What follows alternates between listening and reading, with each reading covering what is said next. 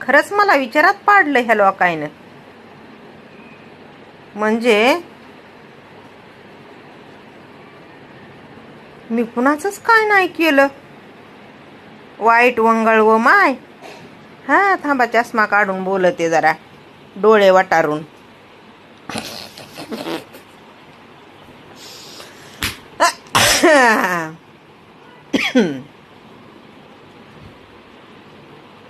हे लोक मला एवढं वाईट का समजित येतं, काही कळायला मार्ग नाही बाबा. हो, खरंच मी कुणाचंच काहीच नाही केलेलं. व कसं सांगू मी तुम्हाला. असं तुम्हाला का वाटतं या? मी बेकार आहे, लोकांना असं म्हणजे समजू शकत नाही, समजून घेऊ शकत नाही. का वाटतं? मी पण तुमच्यासारखी गरीब बिचारी नारी आहे ना. हां, हे का तुमच्या लक्षात येत नाही? सांगा बरं. थांबा, चिपट पुसू दे मला.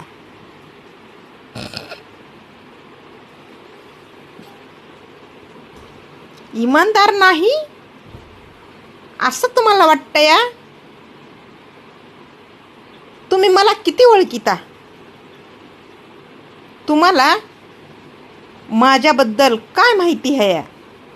मी कोणत्या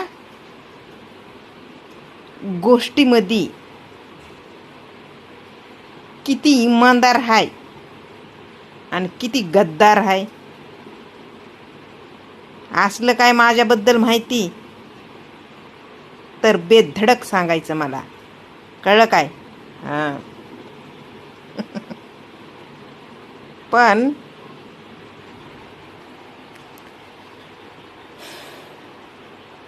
मी माझ्याबद्दलची सुरुवातीपासून जी माहिती देत आले या, त्याच्यामुळं तर तुम्ही मला. थांबा, वाला आलाय, ह्याला कसं घालवायचं? मतातच कॉल येते तर बहिणीचे माझ्या.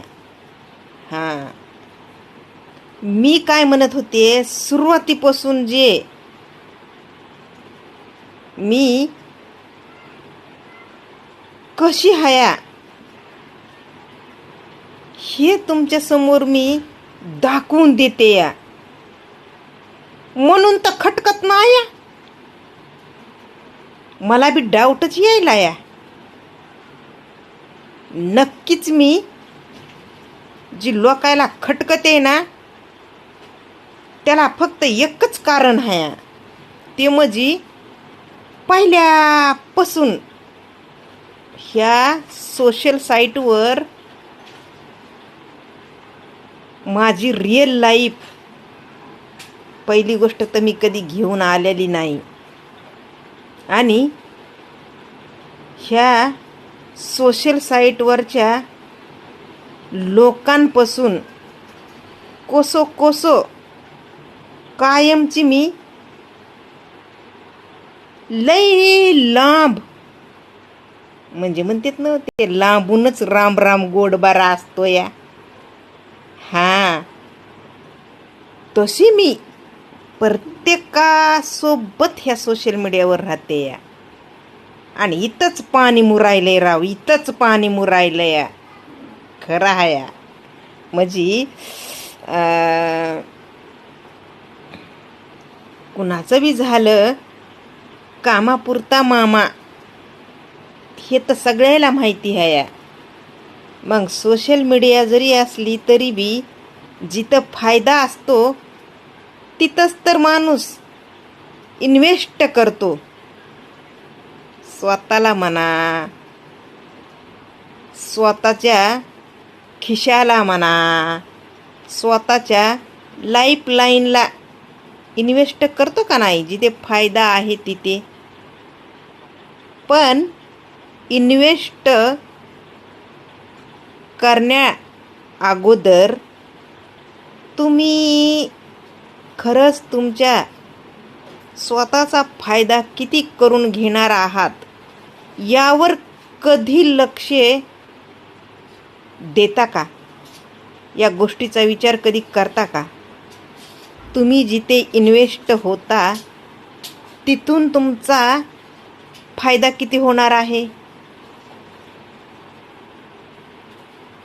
केला कधी विचार? नाही बी केला तरी मी सांगते तुम्हाला जिथे वाटतो ना आपला इथून फायदा होणार आहे, 100% तिथंच तुम्हाला 10 फूट गाडल्या जातं जमिनीत. हां, हे फायदा करून घ्यायला जाता का रे तुम्ही?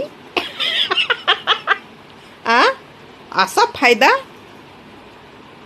म्हणजे 10 फूट जमिनीत गाडून घ्यायचं असतं तुम्हाला स्वतःला. मी नाही गाडत कोणाला. ए बाबा,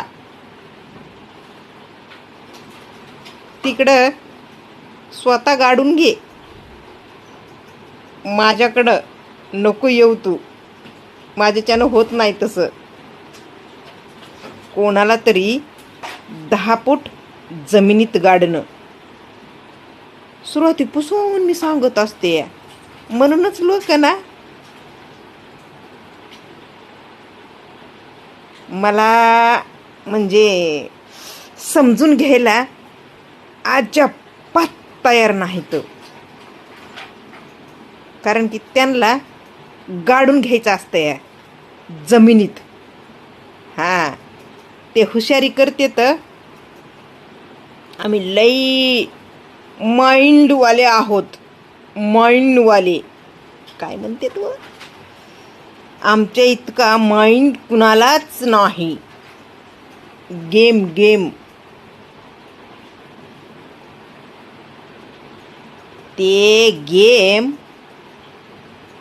कोणाचं चांगलं करत नाही.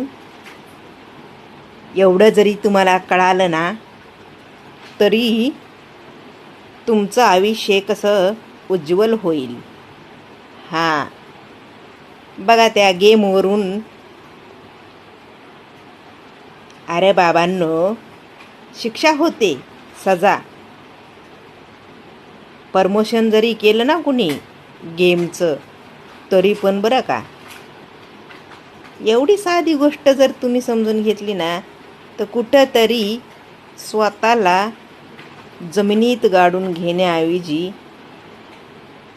4 दिवस सुखाने जगता येईल तुम्हाला. मी अशी सांगत असते. मी अशी सांगते प्रत्येकाला. ह्या मेंदूत, ह्या डोक्यात घुसत नाही का? घुसून घ्यायचं नाही कोणाला. प्लस वरून मला एकदम अशी तू बाई किती वाईट आहेस ग वंदना असं दाखवून देता. अरे चला फुटा, कळलं का? आयुष्य माझं कसं जगायचंय ते कळतंय मला. तुमच्या सपोर्टाची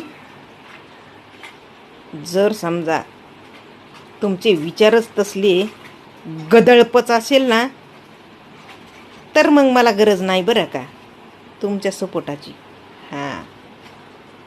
मग मी अशीच आहे पहिल्यापासून, कळलं का?